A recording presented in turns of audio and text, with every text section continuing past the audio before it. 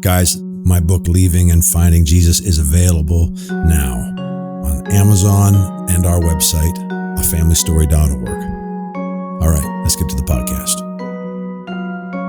Just had Felicia Murrell on the podcast, and you guys are in for a treat. I've wanted to have Felicia on for a little while. Derek couldn't be on this interview, so I got her all to myself. It was an amazing conversation. Felicia's a writer, speaker. She's been a pastor. She's an incredible communicator. At the end of the day, she's just a person who knows the love of God, and her life is marked by it. This conversation, we talked about the love of our Father, some of the transformational encounters that she had with God, talked about how she experienced a moment with the Holy Spirit. And I'm going to quote her. She felt very clearly Spirit was asking me to hand to her everything I believed to be true about God, and she would give back to me what is truth, capital T. And so we dove into this objective truth, this capital T truth that is the measureless love of God. And if there was one theme that was woven through the whole conversation, it would be just that, the nature of the love of God being trustworthy. It's a sure foundation. We talked about racism.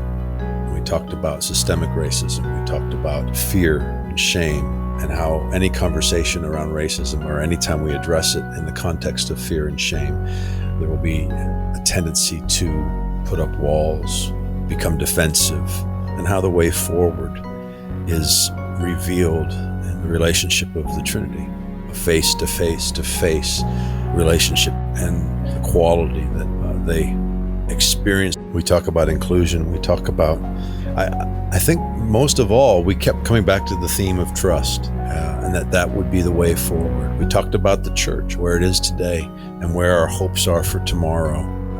I can't tell you how encouraged I am right now, having just spent an hour with Felicia.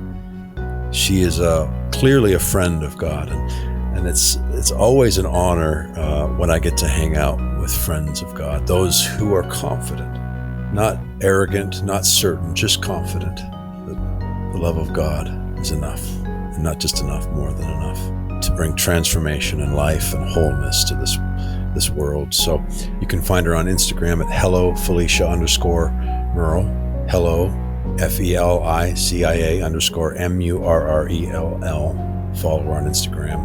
And she's connected with a lot of the folks you'll find on Open Table Talks, hosted by John McMurray. I think we've had a lot of folks who have been a part of the Open Table Conference and Open Table Talks on our podcast. Love those guys.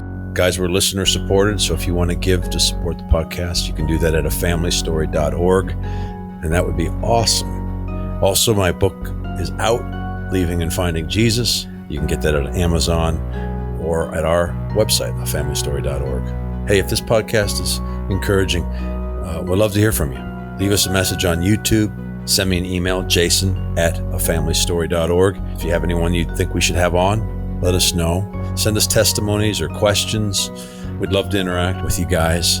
If you want to connect with me, I'm on Twitter and Instagram @JasonClarkIs, and on Facebook, Jason L. Clark. And you can find Derek on Twitter and Instagram also at Pastor Derek T. As always, guys, honored to be on this journey with you and to have these rich conversations. I'm just blessed with this. And this is a really good one. All right, Felicia Murrell. Good to have you. I am excited. I've been so excited about this particular connection. We've already been talking about how we have all these cross connections over the years, from Rich and Lindy Oliver to Randall and Penny Worley. But I have been so excited about having you on because of some of the interviews I've watched recently with you and Brad Jerzak. I know you're friends with him, and then the Open Table. You've been a part of that, and those guys have really that whole group of people that are a part of that. We've had a whole lot of those guys on the podcast, actually. No way above my pay grade, but I'm glad to be there. Well, I don't think so. I think I love to hear your thoughts, and I love your heart of reconciliation. It just flows through you. So I don't want to take too much time. Could you introduce yourself, Felicia? to the folks a little bit about who you are, your husband, some of your background, and then we'll just kind of dive in. Yeah, absolutely. So I'm Felicia Murrell. We always say Murrell like Pearl is the easiest way to remember the pronunciation of the last name. And Doug is from Nashville, Tennessee. That's where we met. We've been together 31 years. He was a military naval officer for years and then resigned his naval commission to go into vocational ministry. Yeah. So our life together has been a lot of church leadership, pastoral staff. He was executive pastor at a very large church in Virginia Beach, Virginia, for a number of years. And it was there that we were introduced to the Toronto Blessing and the movement out of Toronto with John and Carol Arnott and the whole Catch the Fire movement. Yeah. And that led us into kind of from there to Bethel and Bill and Benny Johnson in Reading, and which is how we became friends with Rich and Lindy Oliver and became elders on River staff with River Fellowship. And then I went from being a pastor's wife to actually co-pastoring with Doug. We struck out and planted a very small church in Virginia ourselves, kind of based on Bethel Reading's philosophy and ways of teaching. Yeah. And we did that for a while. And then Doug really believed in bivocational ministry to, not have the ministry support us as a family. But what that meant was trying to find work in the Hampton Roads area became very difficult. Yeah. And so it led us to ultimately make a decision to close our church and relocate to Atlanta, Georgia. Yeah. And so for over a decade, we lived in Atlanta, Georgia. We were a part of Bethel's church there. In Atlanta, yeah. We were not on staff, but just a part, and then volunteering and helping out however we could. And Doug worked for Habitat for Humanity International. Oh, cool. Okay. And so our journey kind of went from being pastor's wife, co-pastors together, preaching and teaching at Sunday, leading a ministry school, doing ordinations for people in ministry, that kind of thing, to being parishioners again and just kind of walking with God. And during that season, I was also traveling with Father Heart Ministries, which is a ministry out of New Zealand with James and Denise Jordan. Yeah. And so doing a lot with the Father Heart teams, teaching Revelation of Father's Loves in schools throughout different places.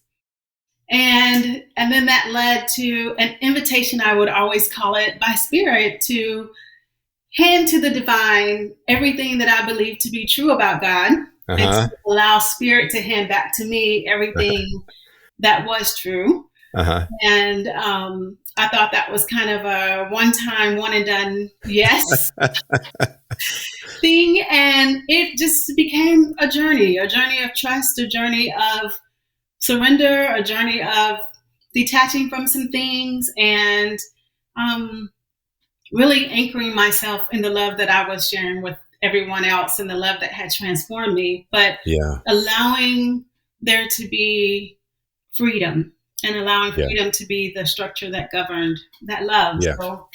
So that's me and my multicolored. Yes. You started writing somewhere in there because you've got a book called Truth Encounters. Have you written anything else? I am currently in the process of working with my editor and on my second book. And I hope that it will be out in the first quarter of 2023. So that's fingers crossed. I was reading the prologue to Truth Encounters and was like, my goodness, she's a gifted writer, storyteller. Thank you. That means a lot coming from you, Jason. I love your books. So. Oh, thank you. Well, I was blown away.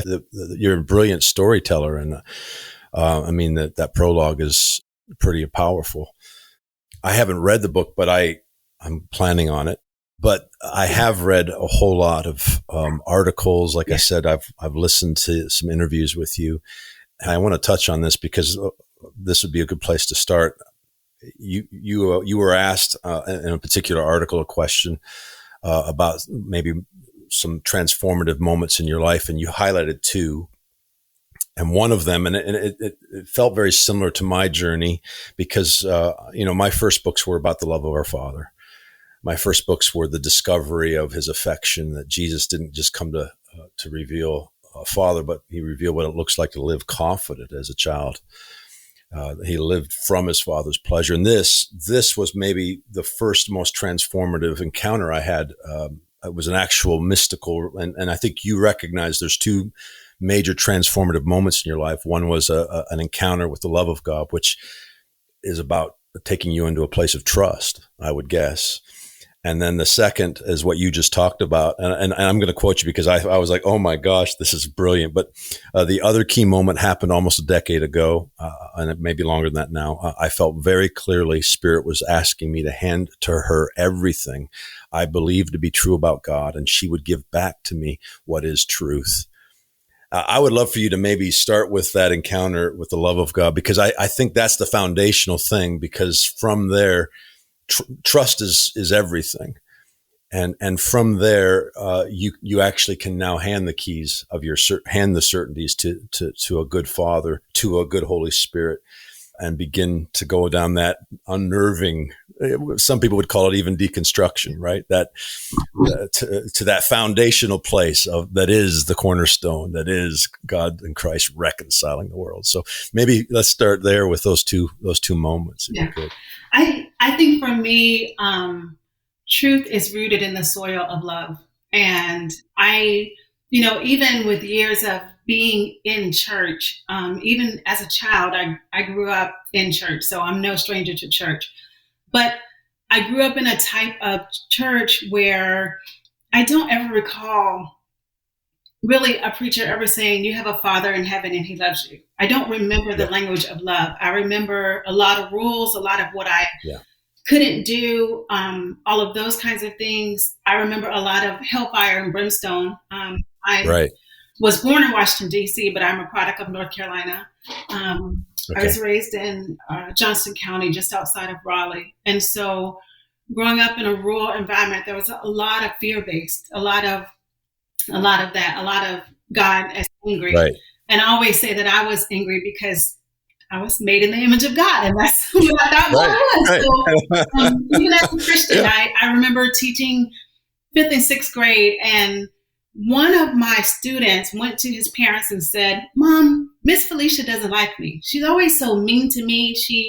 And when his mother confronted me, I was crushed. Right. But there was a lot of truth, not in the fact that I didn't like the boy, but that my demeanor, everything about me was just mean. It was, and I talk about this even in Truth Encounters. The way Truth Encounters is structured is kind of part memoir, part inner healing, because that's really how I came to wholeness, was through inner healing modalities.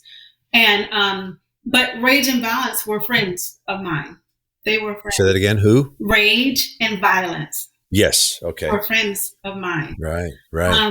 And what love did when love crashed into me was to help me unclench my fingers from rage and from violence. Right. And to learn how to live and move in a way that did not rely on those two power structures.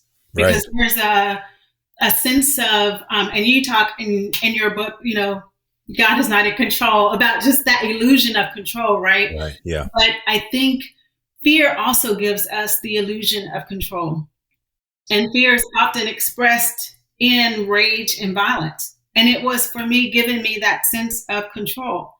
And so when I encountered Father's love in such a deep way, and it started touching those places, I think if I strip it all away, what ended up happening is, one, I encountered a God that I could trust. Yeah.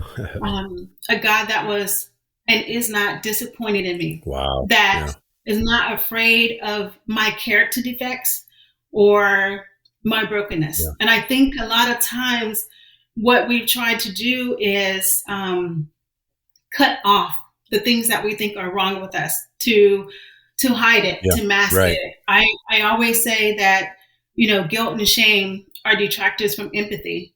And that's true individually as it is collectively. Yeah. And so if there's a sense of shame or a sense of guilt, it becomes almost like armor that keeps the love of God from invading, from permeating, from doing the healing work that only love can do. Yeah. And so, and that's what Truth Encounters is. It literally is the story of me letting the armor down, allowing love to come in and to soften all of the hard places, and to give me new bearing, Wow. So it started there. So by the time we moved from learning to live in love to move and have my being in love, then when Spirit offered that invitation to me, it was a no-brainer. Like, it was easy. But again, I did not realize that this would be a constant unfolding, a constant evolution. I thought it was an ask.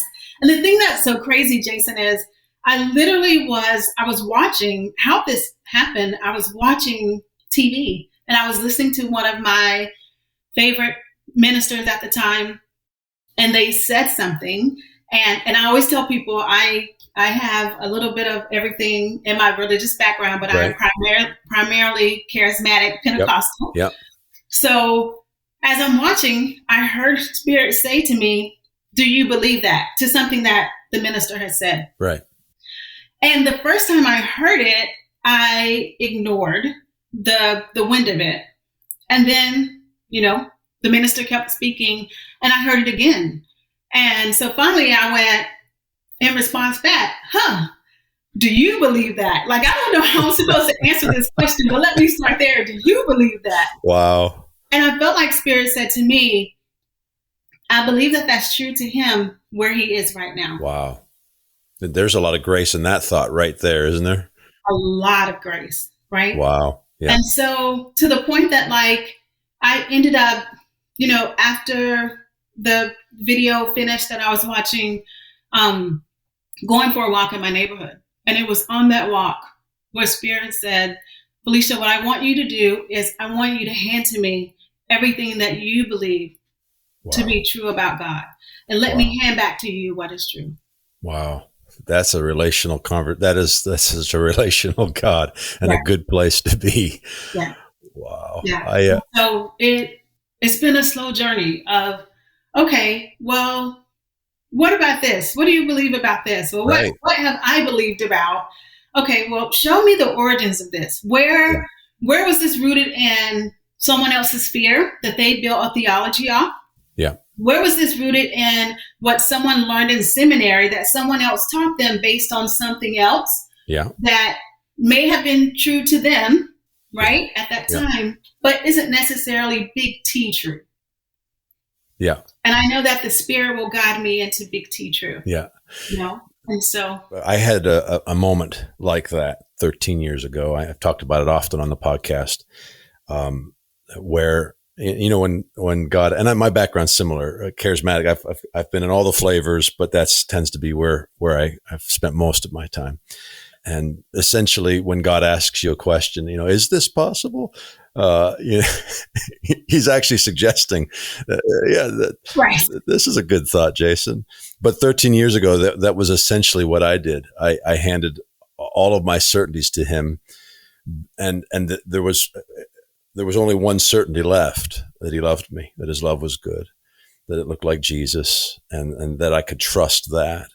And the brilliant thing, and the same thing, I wouldn't have had a clue that 13, 14 years later, I'd be poking at some, you revisit all these things. You revisit what you believe about how you approach Scripture, what you believe about this life or the next life, what justice looks like, and you step on a lot of toes along the way. I don't know if you stepped on a lot of toes or not, but I wrote down. I actually was going to quote back to you: guilt and shame become detractors of empathy, prohibits us from owning the truth. I think that's what you said in another interview, and I love that.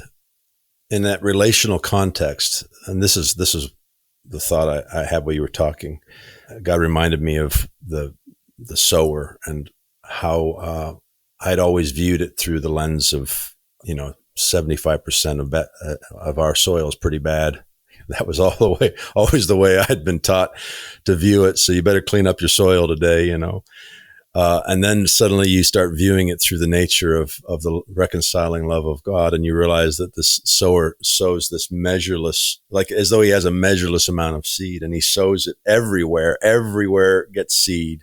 So he's either a really bad sower or there's something else going on, a really bad farmer. And I remember the day that I felt Holy Spirit and share that parable this way, that when the seed fell on the path, before the birds could scoop it up, the seed was so powerful that it transformed the nature of the soil, and it became rocky. And then again, when it fell on the rocky soil, it became weedy, and eventually it became good soil. And I've talked about that a few times. For me, what went off in my heart was the nature of love is so transformative, is so absolute in his goodness, that no soil can stand up to it. Eventually, all soil is transformed. And what that did when that burst in my heart is it made it safe for me to walk beside people with different ideas and be able to navigate and to navigate their certainties, to navigate their insecurities, and to be able to walk with them, knowing that if I just live as an expression of love, that the nature of love will transform. The family is the long game, if that makes sense. Have you run into that? The freedom that you had from coming into trust allows for you to then revisit some of these places that could be quite unnerving otherwise. Yeah, I have totally ran into that. I think part of my wiring, because of my background growing up and things, safety and control is very huge for me. I'm an Enneagram 8, so I saw that very, very well. My kids know that. I'm very honest about when I'm afraid, I do control. Yeah. And so certainty for me have been like pillars. I talk a lot about, I feel like what happened is his spirit just came with a wind and like Samson and just pushed them over. Yeah. And the whole thing kind of collapsed. Yeah. And when that happened, because of some situational, relational things that happened around that, I could have easily walked away from all of it. Yeah. What anchored me was having had the experience of love transforming me. Yeah. I knew Father, Son, and Holy Spirit were as real as my breath, right? Nothing is, like, in the biblical narrative, when it says it's like a seal that's been set upon my heart, right? Yeah. And I know that I know that I know that I know, like the goodness of God. I know that I know that I know that I have tasted and seen a love that is true. Yeah. Yeah. And I know that it's rooted in that Trinitarian relationship, right? And but what happened when the certainties fell over, I remember specifically, I'll share this example. I was been graced with 4 beautiful children. And when our oldest daughter went to Yale, she had a lot of queer friends, and they would, come home on vacation and things like that. And we loved them. There was nothing there. There wasn't any, but I was loving them from the love the sinner, hate the sin kind of thing. Right. I never preached or judged them or said anything. Even some of the language in Truth Encounters probably is written different than how I necessarily have come to believe now. But that's what I knew at the time. Yeah, sure. And so I remember asking God, I need to know what you believe about homosexuality. I need to know. And I was still coming at it from this pillar of certainty. Yeah. Forcing God to tell me what was true, because I wanted to be on the side of truth. Sure. And I need to be certain about truth in this matter. Yeah. And so I'm pressing in, just asking the question. And one day I felt like Spirit said to me, Felicia, I am more for people than I am for credo. Or some people say credo, but that CREDO, that belief system, that structure of beliefs. Wow. I'm more for people. People matter. Wow. People matter more than what you want to believe, more than anyone wants to believe. I am more for people. And I realized in that moment that all of my certainties were anchored in belief and not in loving people, not in humanity, not in seeing people. And all of a sudden, couple that with, that was an entry point. I tell people this all the time. For me, that was an entry point into inclusion and affirmation in a bigger way. Yeah. And one day during an Advent, I asked God the question of, what was a treasure of the Incarnation through the eyes of Jesus? That's what was a treasure of the Incarnation? And Spirit said back to me, empathy. And I was, whoa, I was blown away. Wow. And because what happened is, my third point on that, I'll give you three. With Doug being at Habitat, he started doing a lot of interfaith things. They would do what was called an Abrahamic build. Doug was the director of global faith engagement when he was at Habitat. And so they would have rabbis and imams and pastors come together and lead their, different groups of faith traditions in a build together, all based around this idea that Abraham is our father. Yeah. And that was an invitation into the interfaith community of Atlanta. Yeah. And we started seeing all different people of all different faiths just be together in their humanity. Yes. Really respecting one another, not trying to convert. No one was a project or an agenda. Yeah. It was just humanity. Yes. And I had to hand to Spirit something that I had believed to be true. Yeah. And allow Spirit to give back to me what part of that was true and what part was something that had just been fed to me, maybe based on fear or maybe based on prejudice or whatever it was based on. But it wasn't necessarily big T true. Yeah. And so I think I've been just in this beautiful dance when I rub up against something that may cause me to anchor down into control or anchor down into certainty and say, wait, am I doing this because I'm afraid? Yeah. And is this an invitation to, okay, Spirit, I'm unclenching my fist around these things and handing them to you. Now you give back to me what is true. So good. So good. And it's so scary. Folks, listen, it's very scary because, I mean, maybe the biggest question I get over the last 5 years is, what about sin? As though it isn't a problem, as though I'm not aware that it's a problem. What about, and it's a real issue because it's the wages of sin is death. Of course, that's a problem. And so it's a scary conversation we're having for folks. But it's this invitation. It's this invitation, what you talked about. Somehow Jesus was convinced. He was convinced that if he laid his life down, that love was sovereign, and that love was the nature, that the self-giving, other-centered love was the nature of true power that was transformative, that would actually lead to life. He valued humanity at a level, when I wrote God is not in control, everybody wanted to know how God wins in the end. How does he win in the end if he isn't in control? I said, he already won at the cross. And he did it so upside down. He laid his life down, and that is what did it.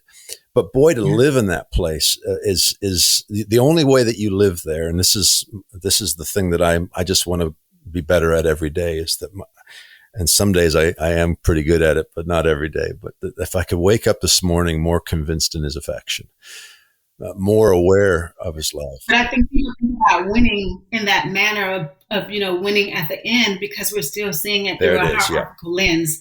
And so we want to know who comes out on top. Right. Yep. And, I think even when Jesus came, the incarnation in itself to show the relationship, I think about John 17 and when Jesus is praying and he's like, oh, righteous Father, that they might be one like you and I are one. Yeah. That eternal life is to know Jesus, Yeah. to know the Father and the one he sent, right? It is this, again, this knowing, this dance of self-giving love, of other-centeredness, of mutuality, this reciprocity of being in relationship. And that, I think, is the win, when we can be in relationship together and own these places where it's not perfect, but we're here. We're incarnate in love. Yeah. So I love that. And then what that looks like, we could talk about hierarchy. I think you and I are tracking the same road. I don't see any of it in the nature of the relationship between Father, Son, and Holy Spirit. And he invited us into that. Jesus was fully human. So I don't see hierarchy. I know it works in the world of dualism. I understand that punishment is a good deterrent in at times, but it isn't in the nature of Jesus, and it wasn't at the cross. There was no in or out at the cross, no us or them, no for or against. That was not what was taking place there. So you could speak to that, and I know when you, in these last years, you've begun to speak to racial issues, but through the lens of the Trinity, through the lens of no hierarchy, through the lens of reconciliation, where you recognize both the deep wounds, and in fact, there's a phrase that you stated. I want to read it. If I can find it, I have all kinds of notes. I see that you're well prepared here, Jason. I see it. You talk about hold anger or fear, but not be driven by it. And that was partly in line with this conversation. I think some of that was connected to your past and in other areas too. But then you told a story about asking our friend Paul Young about, and this stood out to me, and this excites my heart because it's such a needed conversation, and it has to be had through the lens of reconciliation. So you asked Paul, I think it was you that asked, or someone asked Paul, and he told you this, and I'll let you finish the story, if there was anything he would have removed from the shack. And he referenced the blood stain. Essentially, that there was a blood stain in the cabin at the beginning of the shack. It wasn't there at the end of the shack. And if he could go back and change anything in the book, he would keep that blood stain there, because he didn't want to expunge or pretend what had happened hadn't happened, but wanted to recognize that actually could become the testimony of who God really is. And I feel like you're navigating the issues of racism and systemic racism. Could you speak to that? Maybe I'll let you talk a little and then jump in. But yeah, and someone asked Paul that question, and it struck me so much when he said that. And again, I've practiced so many different inner healing modalities, and often even the way we approach those is to cut off or to try to act as if something no longer exists. Yeah. And so I've been just inside of Paul's words with that and that whole thought for a very, very long time, of him talking about, the one thing that he would change is he would put the blood stain back on the floor. And I'm thinking alongside of that from 12 steps. And I am not blessed or burdened to be a 12-stepper, but my dad was. He was an alcoholic for a number of years, and then became sober in 1987. And so, but the first step of 12-step program of recovery is just to admit. And, when you admit, you are admitted. Yeah, that's my good. teacher, Jim Finley, always says.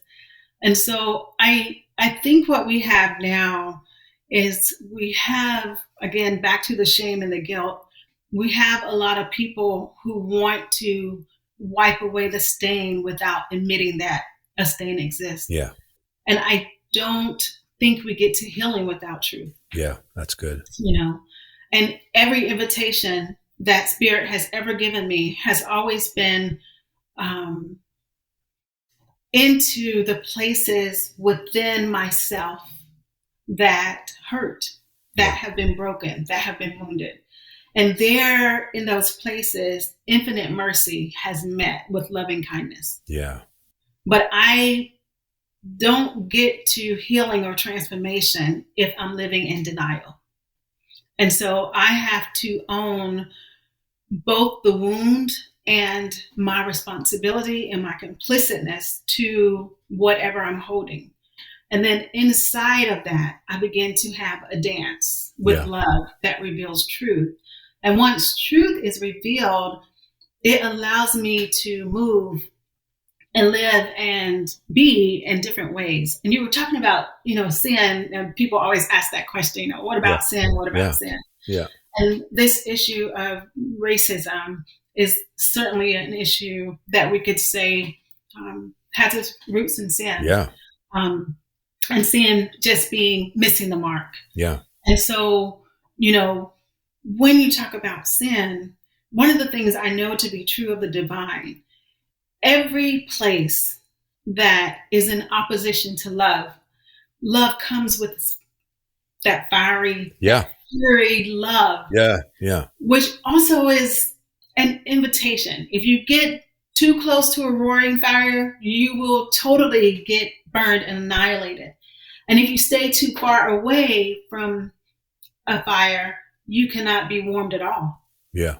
And so there's an invitation and there's a nuance and there's a dance, right? And spirit, this is why spirit leads us into all truth. And also why I believe wheat and tares grow together. Because spirit is the great harvester. And spirit knows when it's time for the tares to come up and what tares need to be uprooted and when. Right. And so, there's a dance to that. But as we allow ourselves to get quiet enough to be vulnerable about the places that are hurt, that are broken, that are missing the mark of love, then inside of that quiet, we can hear the invitation of spirit. And I believe that the last few years have been a roaring invitation from love to address these things. Yeah.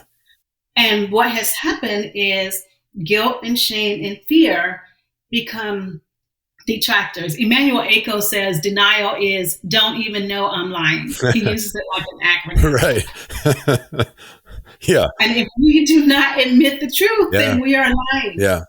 Wow. But how we get to the way of our being is to get still enough to hear the truth of spirit and then to say yes in participation with that, both individually and collectively, Yeah.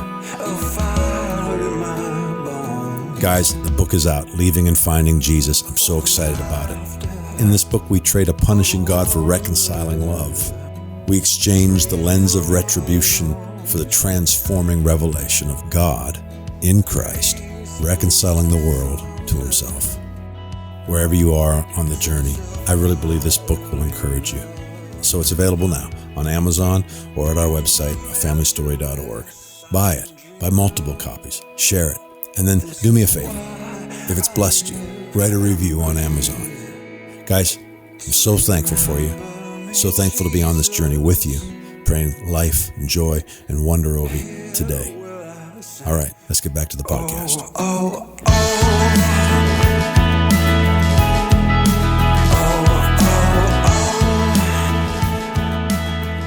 You could probably, I know you can speak specifically over these last years too, to what we're looking at in the context of systemic racism.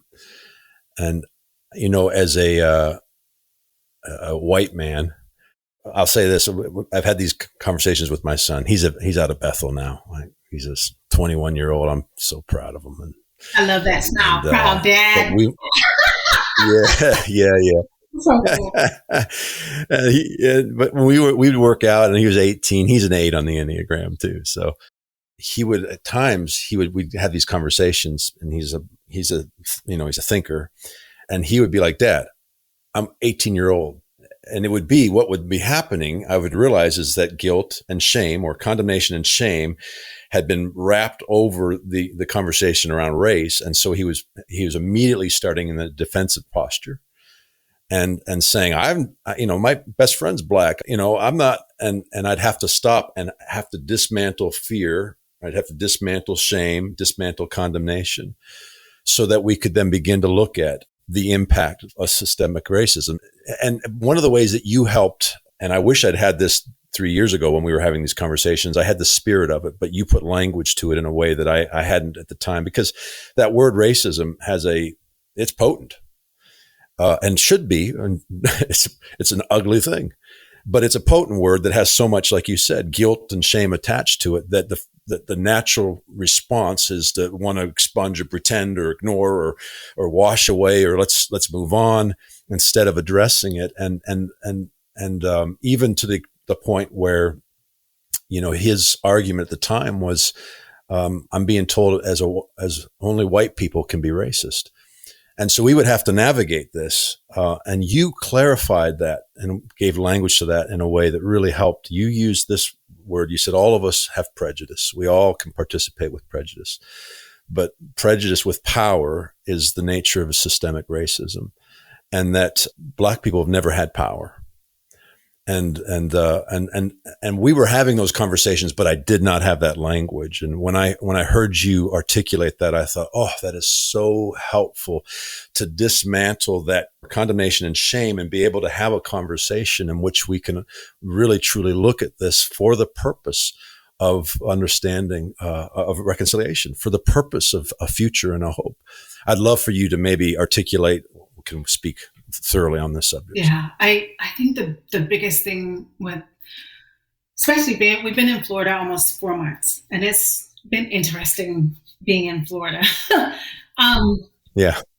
And overall, the prevailing atmosphere is laden with fear. You can feel it. Yeah. You can feel it. Yeah. Yeah. Yeah. And what I know to be true, when people are afraid, they do anything to self-protect. But also, fear roars in such a way that it shuts your ears from really hearing. Yeah. And so I think what happens is... Cut you off from empathy, like you said. Yes. Yes, which is what I would see happening in those conversations with my son. I'd have to be constantly going back to, wait, let's think through the lens of empathy. Anyway, I didn't want to interrupt you. Carry on. Yes. No, go for it. Yes. It's so, one of the hardest things to do is sometimes to sit on your hands and actually hear what's being said without feeling like it's you, and it's being pointed at you. Yeah. And so the first thing I've noticed a lot of people say, because what they're feeling is attacked, is they go, well, I'm not racist, or I can't be held responsible for something my ancestors did that I have nothing to. And it's all a defensive, yep. position that happens. And so when the defense comes up, then under that is this language of, well, all they, so it becomes us and them. So what all they want is to assume power. And if they get power, we're going to lose our freedom, whether that's guns or, the pro-life issue or the, gender affirming or whatever. It feels like this fear creates this day, and we go to a scarcity mindset. Yeah. And in scarcity mindset, because we've been taught hierarchy where there's small at the top of power, only so many people can be in power and everyone else is down below, then what happens is we're going to do everything to protect this. And it gets very subversive. And one of the things for me, I never want to negate personhood and the beauty of biodiversity and all the ecosystems and things. I don't think the divine would have created such beautiful, vibrant diversity of people, of plants, of fish, of pets, of everything. It wasn't intentional. I think it was intentional. And so even in celebrating our sameness and our oneness and common humanity, for me, and A-N-D is the thread of love. Right. And it is what stitches us together. So it doesn't have to be divided or fragmented or cut off. It's uniqueness of personhood and biodiversity and our common humanity. That's so good. And inside of that, when you talk about Jesus being the Alpha and Omega, I'm going to math nerd out because I just am. Do it. But the only way a point can be both the beginning and the end is when you take a little thing and you draw a circle. Right. Like the point starts here, we go around in a circle and we get back to that point. That's how Alpha can equal Omega. And so when I look at a circle, then everyone standing on this circle has power, right? There's no like first and last, or back to that scripture, the first shall be last and the last shall be first. I love it. How do I get there? Not by inverting power or some type of subversiveness. I get there because of a circle. I love that. So what happens now if instead of building on top of people and creating caste and creating dominance and supremacy, I dismantle that system, right? And I look at the circle. Right. And I look at the perichoretic mutuality that happens in a circle where you're powerful and I'm powerful, and we have empathy and we're grounded and we're present and we're vulnerable. And I love it. Love is the structure that governs this freedom. Yeah. Right. Yeah. And I realize that sounds very idealistic in some ways, sure, but I believe it's the heart of God. Yeah. And I also know that where we are right now, as love is transforming hearts and changing minds, we also need policies and systems and things to be changed. Yeah. And what I want more than anything is I want people to consider the most marginalized person that they can think of in their community. Yeah. And to listen to their stories, to listen to their life, to see how local policies and things are affecting them without the rhetoric of, oh, they just this or they just that, or they're lazy, or, you know, any of that, you know, and to consider with empathy how maybe some things that we've been blind to help this person get into the position that they are. And then with that type of, and I go back to Jesus, you know, the story is not Jesus, but the story and the narrative where the person that worked the least got the same amount of money as the person who started earlier. And I'm just thinking about the heart of God. What is the heart of God for humanity? What does that look like to really live that empathetically? I mean, the first thing you do as a parent, it's the thing that you probably work on the most, that we work on the most, is empathy. It's constantly, it's the evidence of maturity. Yeah. As well, that you're constantly trying to put your son and your daughter's, you know, in her sister's shoes. You're constantly trying to put yourself in that perspective, because in those shoes, it really does. It opens your heart to how God thinks and how He moves. And I love I was telling somebody the other day about the last shall be first and the first shall be last. In the context, we were talking about hierarchy, and I said, it doesn't work, does it? I mean, if you have a hierarchical understanding of this, you're just going to get dizzy, because the moment that you're last, you're first. What's the goal? I don't know what the goal is. What if the goal is that love knows that sometimes you go last and sometimes you go first, whatever's most going to serve the community, what's most going to, what if that's what he's talking about? When you talk about the circle, I found a poem in my grandmother's Bible years ago. She lived to be 100. It's amazing. And she was doing the rethinking way back then. Isn't that the journey? We're constantly rediscovering and rethinking. And she was the first. My book, Prone to Love, ended up titling it after her revelation, that she was not prone to wander. She was prone to love. And in her Bible, I found this poem by Edward Markham. I didn't know it at the time. It had been printed out. It fell out, everything marked up Bible. And it's this right here. He drew a circle that shut me out, heretic, rebel, a thing to flout, but love and I had the wit to win. We drew a circle that took him in. And I get chills every time I read it. Because it's the nature of a circle, that it is constantly bringing people in. You draw bigger circles. And I'm convinced that that's what was taking place at the cross, that that Christ was saying, you can draw circles, you can draw us in them circles all day long, and I'll just draw a bigger one. I'll just keep drawing bigger circles. It just expands and expands and expands. And I think of kenosis and that self emptying. And I'm always, one of the images that I keep before me is that of a water wheel, and so you have this filling in and then this emptying out, and it fills in and it empties out. And as the, things fill in and empty out, it generates energy. Yeah. And there's this flow of life that happens. And so what happens when we turn face to face with love, and we're filled in with love, and then we empty out into the world and, the people around us, and then we fill in and we empty out, And so recently I was sharing, and the first thing that I said when I went to share is, what I want to talk about is a mountain, right? And I said, we're all sitting here today, and there's this mountain, and I'm standing on one side and I'm looking at this mountain, and I begin to describe what I see.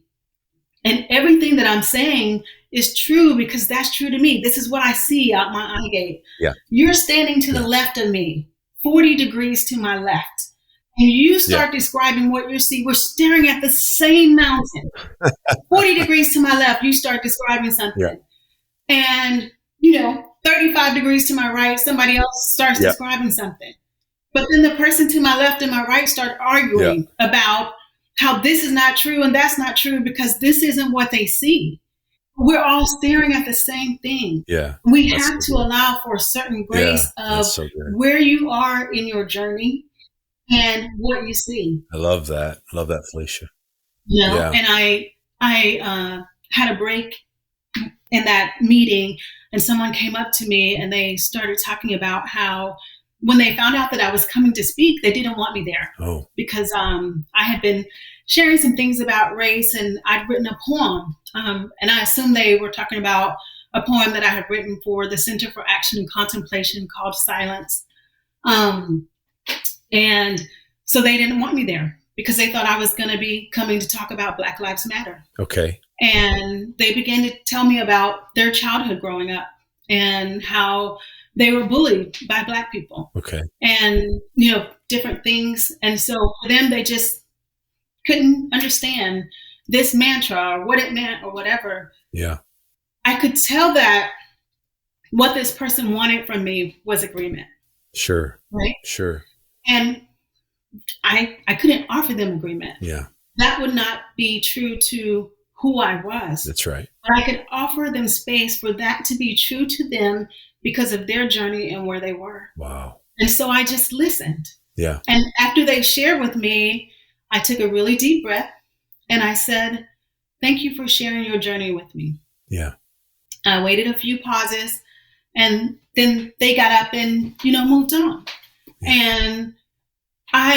But if I'm going to believe in the mountain, and that what I'm looking at is what I see. Yeah. And what someone 40 degrees from me looking at is what they see. They're encountering it different based on where they're standing, where they are. Yeah. Then I have to allow.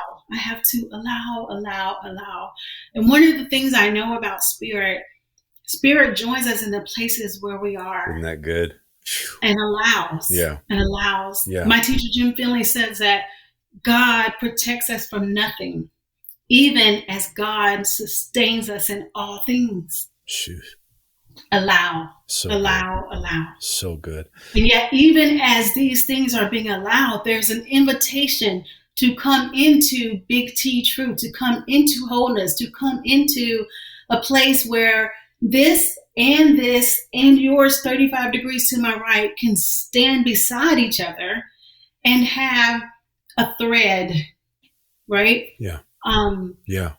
And so what I hope in my heart is that, particularly with the church, because you see it not just with racism, we're seeing it now with this big word, with deconstruction. Yeah. It's everything that creates fear is bad. Yep. It's all bad. Yeah. And so, and we want to cut off and get rid of everything that we don't understand. Yeah. And we don't know how to allow. And so I hope that as the church, we can get to a place where we trust Spirit enough with ourselves and with other people, and trust the fire of love that love will burn away all that opposes That's love's it. kind and bring us all to wholeness. Yeah. Without feeling like we're responsible for controlling the work of love. My goodness. And what you've just said there, that story, Felicia, those are the leaders that I can follow. Like, those are the people I'm looking for. That I think, to be quite frank, some of this deconstruction movement is people searching for folks that are trustworthy, that will make room for their journey. There is an objective truth. Gravity is a real thing. We can swing our legs over the bed in the morning, and there's an objective truth. They will go earthward. What if the objective truth is cruciform love? And what if there's an awakening taking place to this right here? Those are the people that. The book I just finished is Leaving and Finding Jesus. Just came out. It's about the Emmaus Road, and the idea is that Jesus doesn't have an ego, that he doesn't need you to know his name or say a certain prayer. He's going to walk beside you on whatever road you're on for the purpose of revealing resurrection life and who he truly is. And he's going to hide himself while he walks beside you, so your preconceived certainties and ideas don't get in the way of the encounter and the revelation, the stewarding of the burning. And what you just talked about to me, is what you just did with that person. You're able to have a conversation with them, much like Jesus, walk beside them on their road, value their journey, value their humanity, where they are in this place, trusting that love is reconciling all things, and then walking beside them. You don't have to have them come into an agreement with even the objective truth, because the objective truth is always true. It's still true, whether they get it today or they get it tomorrow or they get it, and this is where I get myself in trouble, where they get it in the next life. I'm okay with that. If love is reconciling, then he's reconciling, and time isn't bigger than love. This is what's gotten me in trouble lately. I bet it has. But isn't that a beautiful thing? Been there too. Yep. Yep. Yeah, I bet you have. I'm so thankful. And this is what's exciting. So, and maybe I won't go into it in depth because we're running up against our time here, but I'm in this journey where we are right now because of that, what I just shared, that got us pushed out of a place. And, but what it did also was it allowed for me, because I'm such a relational guy, we were launching the podcast at the same time. And I would have probably stayed away from certain subjects if I knew I was stepping on toes, just because I'm wired in a way where we're doing the journey together. But suddenly I was unaffiliated, and what happened was I couldn't have anyone on I wanted. And what I've discovered in the last 3 years, and I'm so thankful for it, is that there's the Felicia Murrell that's out there. There's the folks that I've been running into that are convinced in this objective, or the capital T truth, as you're saying, that is a love that they don't have to defend or beat someone over the head with, that they can walk beside everyone in their journey. And, that's what I can trust. And I think that's what I think we're in a moment, and I'd be curious of this, and maybe we got to talk tacos in a second, but I'd be curious of what you think. I feel like, COVID, some of the political stuff, it's almost been an expedited process of coming through and looking for that capital T. I think there's this, for me, this deconstruction, I didn't like the word deconstruction, but I don't get a say in what we're going to call something. Christians didn't, that was originally a derogatory term. So we just embraced it and said, all right. So, but the point is that I want to pastor the people that are navigating or love on, or whatever you want, the people that are navigating that, because they're just as much sons and daughters. But I think we're in a moment where the church, and my heart's for the church. It's God's idea for the church, the bride to come into an awakening of a objective truth about the nature of the love of God that can be trusted. Because up till now, I think part of this, most of this deconstruction movement is because we're not trustworthy. We've been teaching hierarchy. We've been teaching dualism. We've been participating in punishment, and we've been championing it. We've been as much we've been almost one of the loudest voices for it, and you can't trust that. And so I'm curious what you're seeing. That's a lot of talking. I just did a lot of talking. I'm with you. I'm nodding my head, and I honestly, I think that if love does not transform our heart, then deconstruction becomes a rupture, right? And I think about a woman in labor. Yeah. And when you resist the work, the natural process of labor, what ends up happening a lot is a woman will tear during the process, or there'll be some type of rupture that happens. An outward sign that at some point during this process, you have worked against your body instead of working with it, right? Wow. And so if we take fundamental people who leave the faith, deconstruct whatever language they're using, often the way they have done is just taken their fundamentalism into this idea of deconstruction. Yes. Yep. And that's they're right. just as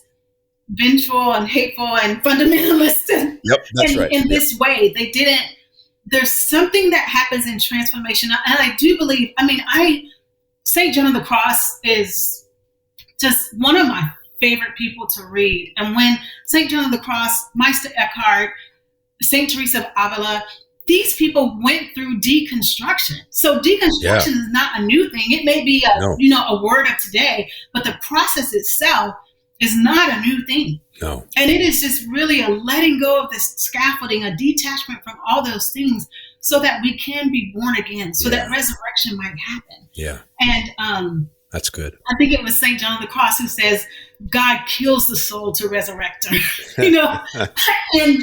And really that's what's happening. There is a filleting of all these things, right? But if we take our ego and all the things that we hold to be true and certain and dear into this process, then have we really deconstructed? Yeah. Or are we just angry? Yeah, that's right. We're just reacting. Yep. And so I think it's that model that scares a lot of people. And again, then when you get scared and your response is, oh, this is trash, and oh, this is not God, and oh, this is not the work of God, instead of humbly listening. Yeah. Or even just asking Spirit, where are you in this process? Yep. And allowing Spirit to hand to you what's true instead of speaking against it, Yeah.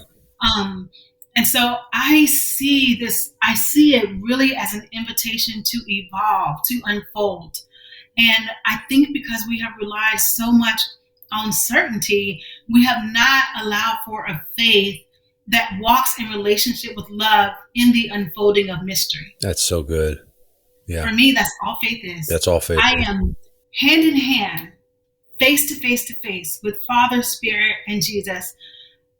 And I am just allowing life to unfold, allowing the mysteries of life to unfold as I participate with love.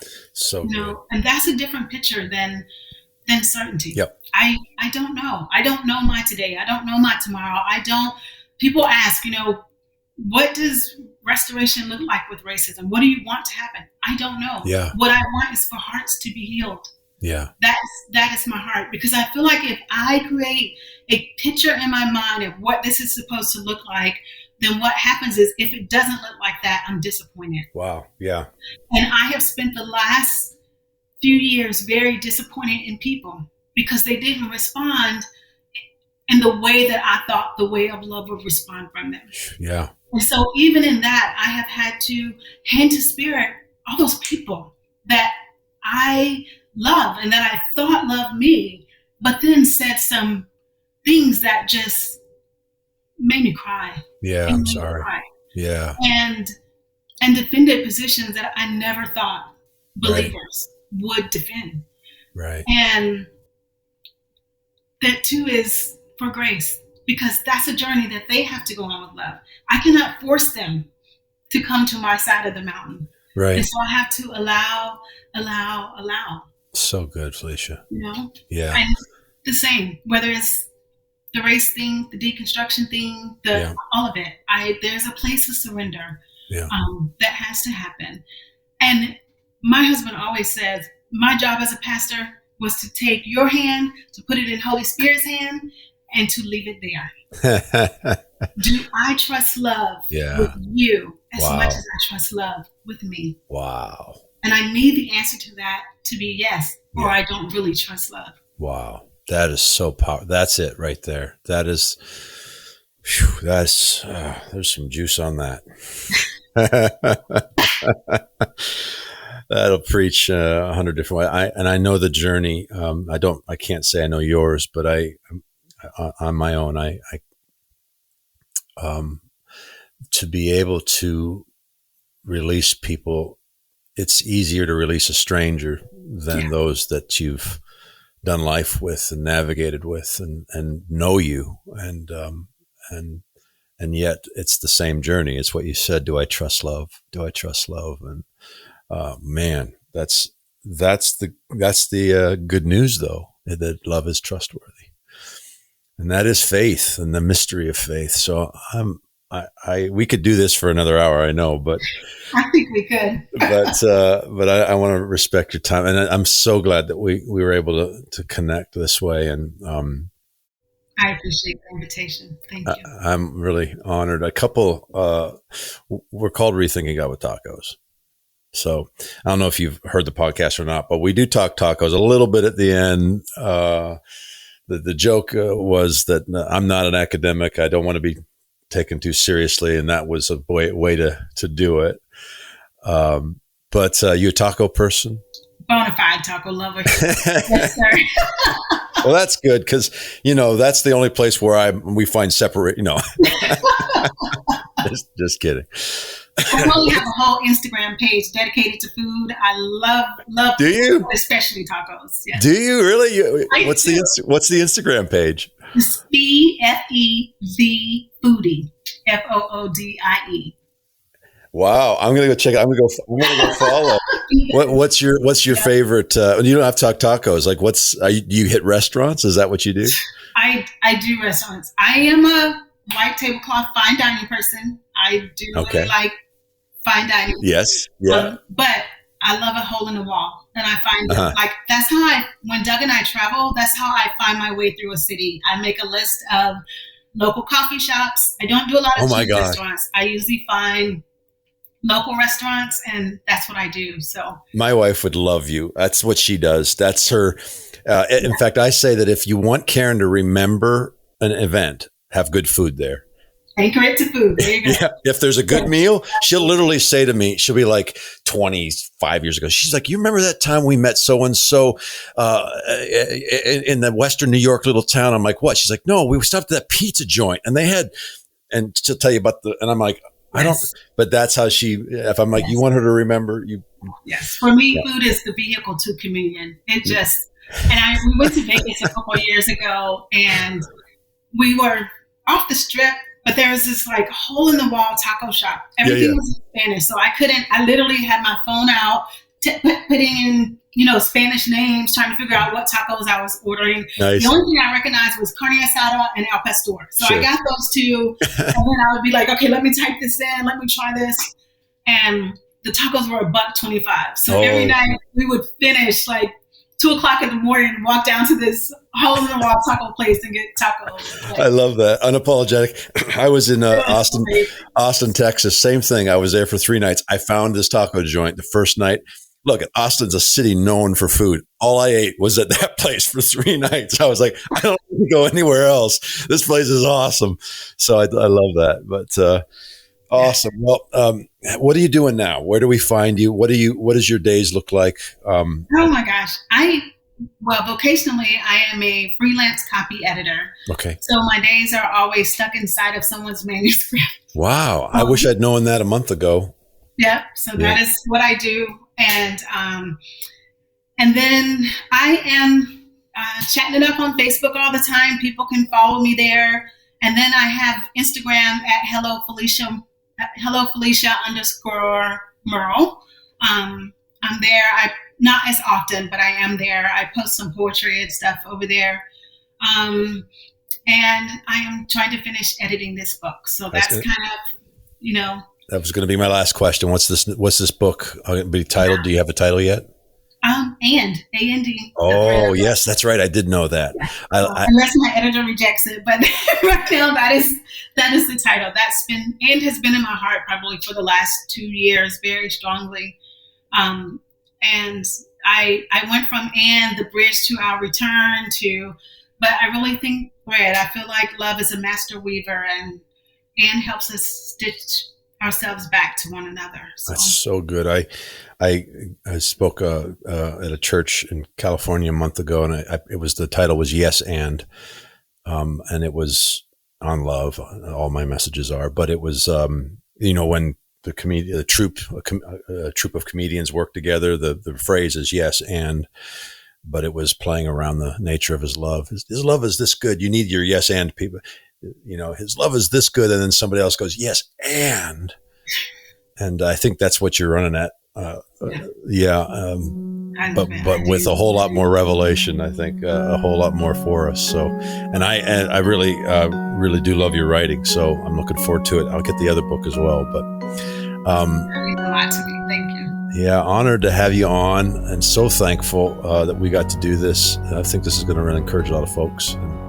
But thanks for doing this with me. I appreciate that. Thanks for the invitation to be on today. Hey guys, we're so glad that you are joining us. You can find me, Derek Turner, at rivercharlotte.com. That's my church. And I'm on all the social medias as Pastor Derek T, D-E-R-E-K, Pastor Derek T. I'm also on Twitter at Jason Clark is, and you can find all of these podcasts, including season 1, on all of the platforms, Apple, Spotify, all the places. You can also go to afamilystory.org, and everything's there. If you sign up for our mailing list, we send out a weekly email that has articles, podcast information, and we also let you know about new books coming out or events that we're connected to. So like, share, retweet, and man, if you could write a review, it actually does something for the rankings. It makes it more available. So, but a 5-star review, of course. Yes. If you can't write a 5-star review or something, just don't even write a review. Don't worry about it. Yeah. It's kind of like if you can't say something nice, don't say anything at all. I like that, and then apply that to this podcast. Definitely. That's my motto. That's what I do. I love it. So love you guys. Appreciate you coming on the ride with us. God bless.